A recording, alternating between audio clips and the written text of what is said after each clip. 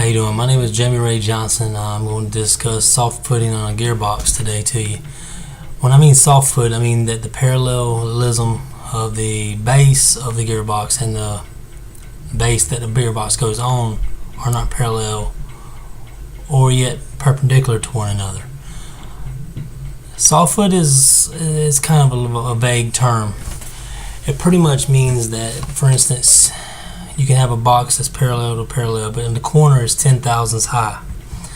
And that 10 thousandths doesn't seem like much, but once you bolt it down with bolts, and in my case, that get torqued up to the excess of 15,000 foot-pounds, can literally twist a 4,000 pound gearbox 3/1000ths of an inch. That 3/1000ths may not sound like much either, but if you got to take into effect, in my industry, most specs to meet AGMA standards are 0.5 thousandths per foot. Most gearboxes are less than 3 feet wide, so that means max you're supposed to have a 1.5 thousandths, which is 0.0015, to be able to what they consider have 100% contact from teeth to teeth. Well, 3/1000ths will put a gearbox, like say if it's on the low speed end or the output side on the left side of the gearbox down, it will put the high speed side, which is with your input drive, which is where the motor drives the gearbox that puts it to the output source.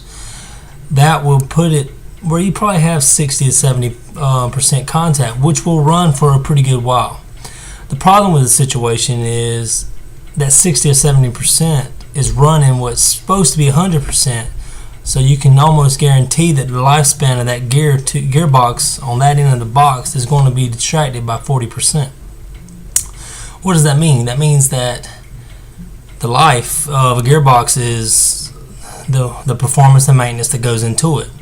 So if you're buying a gearbox with the estimated time span, what you think would be every 10 years, because I mean you're spending $30,000 to $50,000 per gearbox rebuild.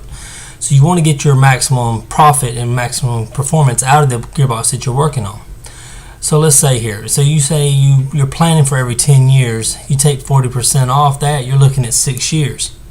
So in 4 years earlier than you budgeted to have to replace the box, you are going to have to replace the gearbox, just for a simple soft foot error. How do you fix soft foot? Well, soft foot is basically like shimming out engine block.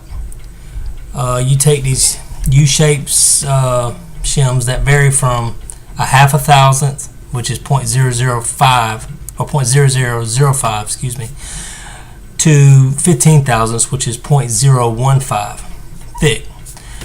And you taper them off in like a pyramid set to the point where you put some down, you bolt it down. You take a dial caliper, which basically shows vibration and stuff at minute thousandth scale.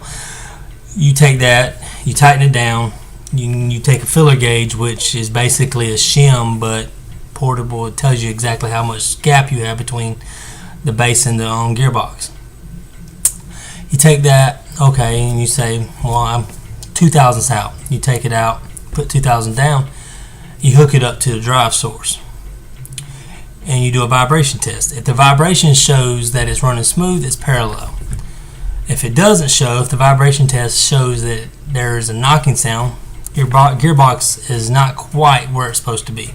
So you unbolt everything, keep the shims where you have them, move it around to the other side, because obviously if it's high on one side, mostly 90% of the time, that's not written in book, that's just generally the rule of thumb, that the opposite end of the gearbox, it generally has a soft foot too.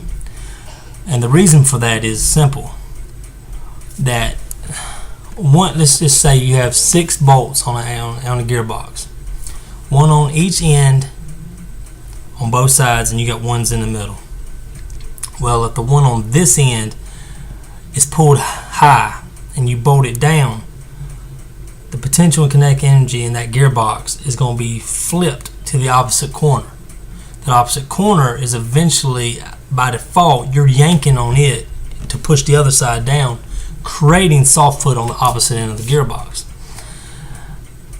it's a practice that takes, I know people with 10 to 15 years experience that are just now considered professionals at removing softwood from a gearbox. But to some people that are not in the non-industrial gearbox rebuild business, like myself, they may not seem, hey, it's not that big of a deal, just bolt it down.